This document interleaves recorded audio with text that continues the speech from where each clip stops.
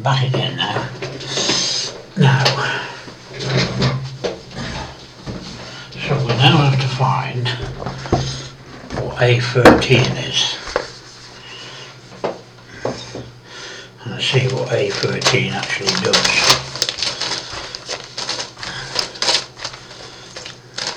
It's going to be right at the bottom, isn't it? Alright, okay. So A13, I haven't got an A13. So I reckon so A13 is handrail. So we won't put that on at the moment because I don't want to put handrails on this early. And that goes just across this little bit of bow here. See, this is where it's unclear, isn't it? A13, let's just have a look and see how big that is. A9, 10, 11. I really wish I'd put these in some sort of order. You can't even read this stuff. The writing is, the numbers are so tiny. You can't read, you can't see a thing on them. It's unbelievable, man. Tiny, tiny little numbers, look. So, you know, the top there is A30. And then A13 is nowhere to be found. Alright, there you go, you see they've hidden it right down there. A13. And that is one long piece of rail.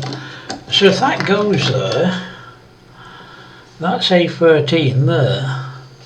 It would go from there, and it would cover over that. So this is going to take some working out, isn't it, and how they set these up. Because that's not going to work, obviously. A13 is not going to work. Because it doesn't tell you how far down it goes, it just says A13. So A14 is handrails, and they're going to go around there, according to this. So you're not going to get them done today, because you don't do the handrails this early. And this is A11, so this is all handrails going down here, so we won't do them yet. You leave them until the very end.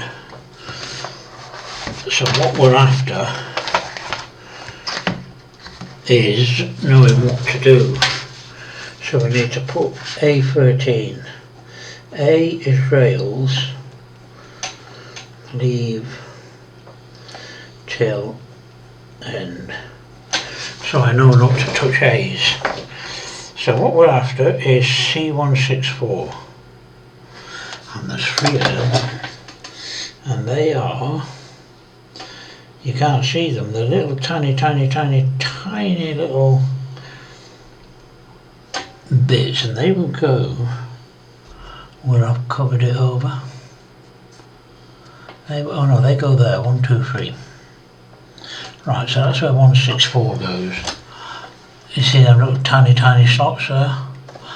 Well, that's where C164 goes.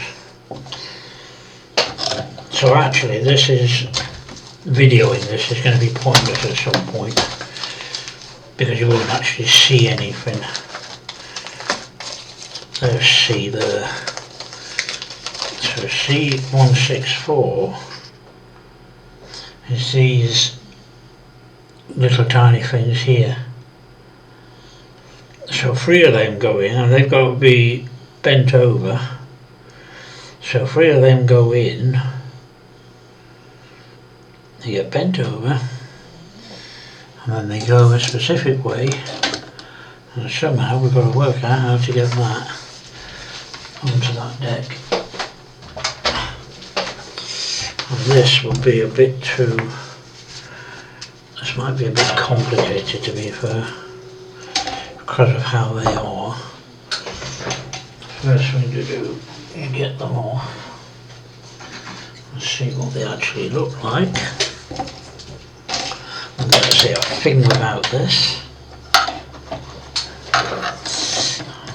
I keep dragging this magnifier around and it's completely ruined it. And without it I can't do a thing. And I've got my proper glasses on, I need my magnifying glasses. So this will certainly take a little while. 164, so there's one there.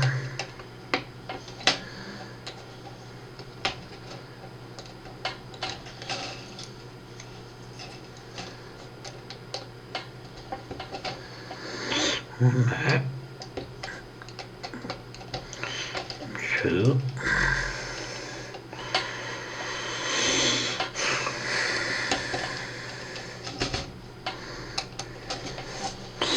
And that one's thrown off. Right, so they're 164. So let's put them to one side. So lost that one. So as you can see, you can't see, can you? I don't know if you can see it under the magnifier. Well, there you go. So these are tiny. You can see that magnifier won't stay on now. So these are little tiny fins. And I've got to somehow, I've knackered that, you see. I don't know if it's these that I'm knackered, but I don't know if I can alter them. I need a new one, I'm afraid. Right, so those three, you have to work out how to bend them. Plus they need to be, there's little tiny bits on the end of them that need to come off. So that's not too bad. The only plus side to the Pontos stuff, I suppose, is it's so ultra thin that it's unbelievable. Absolutely ultra thin. Which means that the little tags that come off a lot easier than when you're doing it with a, see, you're doing that thing crunch then. So you've got these little bits, and these little tiny bits, they've got little holes in them. And what them little holes represent, I think I can't remember what they are now. They're to do with the, it's to do with guy ropes type, if you, is about the best description of them. If you think about a guy rope on a tent, you see bending these little things is almost, you can't even get hold of the damn thing, it's so small.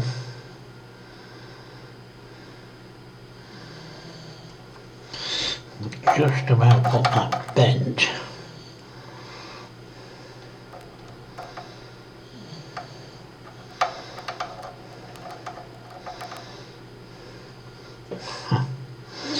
And it doesn't help, of course, that when I'm trying to do silly little things like this, I'm, oh, I thought I'd had that then. Now this is where it gets really bad now as well. You make one little mistake now, and have to bend it back out. And because of how thin it is, it will just break. Which actually, because of what it does, I don't know if anything's going to be used on it on the deck, to be fair. You've got to somehow get that flattened down now. I don't think these will flatten it. Okay, you see, I mean, I don't even know what the point of this is. You can't, for such a thin bit of photo etch, you see, this is proving almost impossible, isn't it?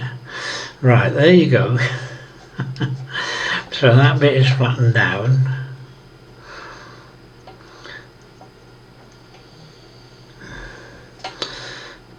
And this is just pathetic.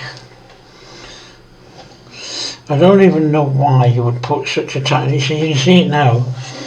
You probably can't zoom into it enough. But now where it's folded, I mean look, it's tiny bit.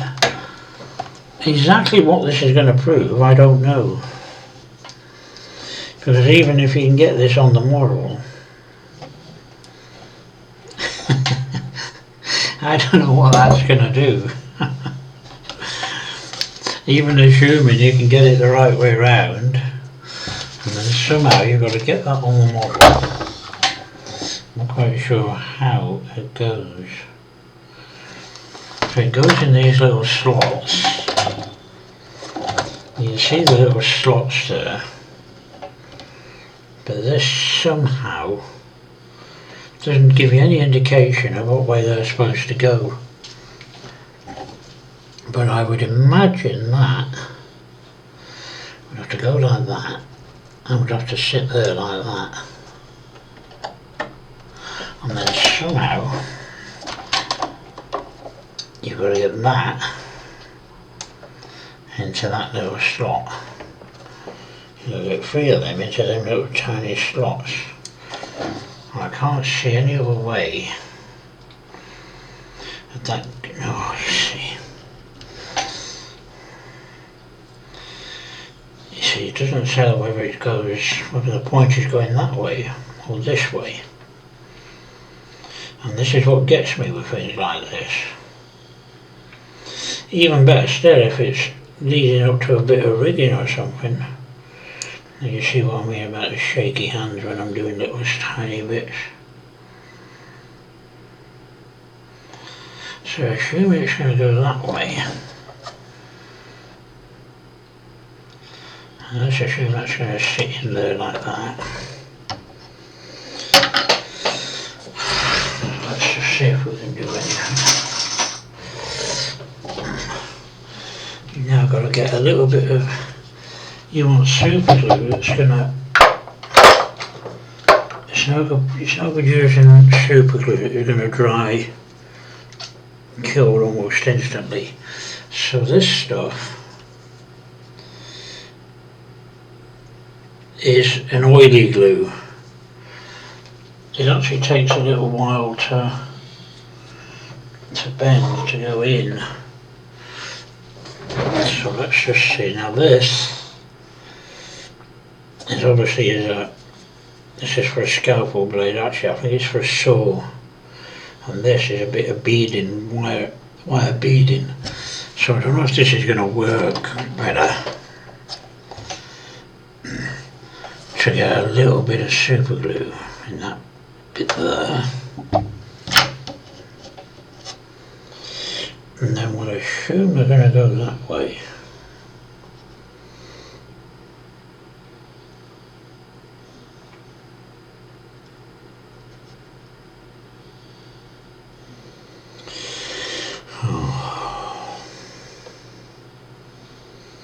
Well, it might take a little while to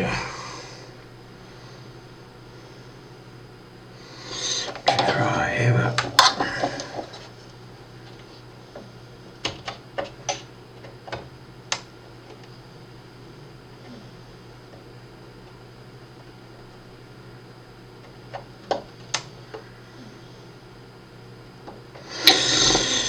oh, this is absolutely impossible.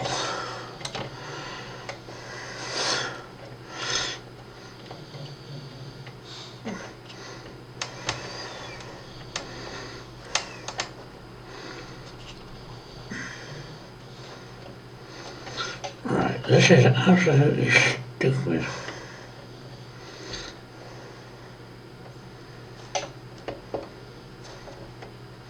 There's just nothing to grip on it.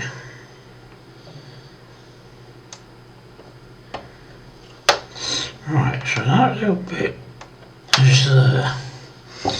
Let's see if we just put a little bit of glue on the side of it.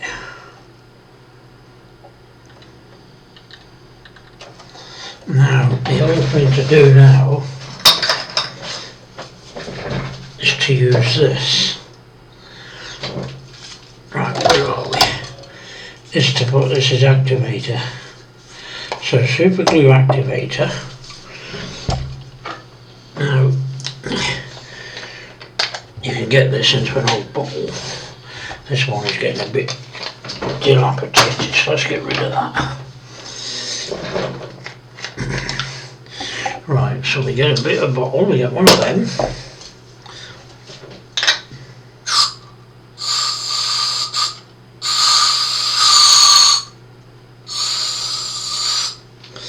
Bear with me.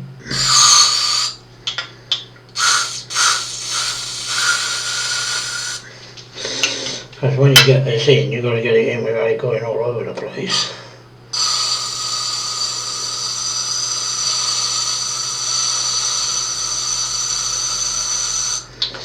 Right, now, bear with me. So that's super glue activator. So that goes into one of these little things here. We need a little brush, a tiny brush. Although you could use a toothpick, I suppose. But a brush, you just got to make sure you don't put too much on. The trouble with the activator is it can end up with a little tiny bit on it. So we put that in there. Now what we've got to do is hope the mat is glued in solid. Right, well it's not moving. Apart from that side, a little bit on that side. So let's put a little bit of glue along there. Tiny bit of glue. Let's use a cocktail stick instead. Got to be careful now, because if you touch it and it comes apart. So that one has taken nearly 20 minutes. It's taken nearly 20 minutes to do that. Right, so you get the gist. Absolutely pathetic. Right, so that's one in. You can't even see it, can you? Let's be fair. Okay, you can just about make it out there. So there's another two to go in now. So what I'll do is I'll do them two off camera, and then we'll come back to it. That's a door there that I've already put in. That's photo etch and that's photo etch. So I'll do this next bit off camera. The next two. Because I'm sure you don't want to see me just spending half an hour doing that. So this is a good idea. I've tried so many different ways. I can't really see it, can you, because of the light. I've tried so many different ways, and this is just ordinary. This is this stuff here. So it's beading wire. So it's this beading wire here. So you've got, let me get that out of the way. So you've got beading wire, and you've got different sizes. Going right down to 0.3 millimeters. And that, they will fit into there perfectly. So that gives you a nice little glue active applicator. And I've got over bits of beading wire there. So that works out better. Because it could just be, you know, and once it gets too clogged up, you can just cut it off. And that works out better than a cocktail stick, which can deliver a bit too much. So I'm just gabbing on because the camera's going to run out in a minute. Right, now. So now the idea is to put the next. I mean, the thing is, of course, you've got to paint that grey now.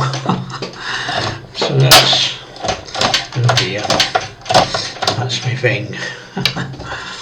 So I'll come back in a minute. When I next come back, I'll have done them two. See, that's moving, you see. Oh, it's not quite.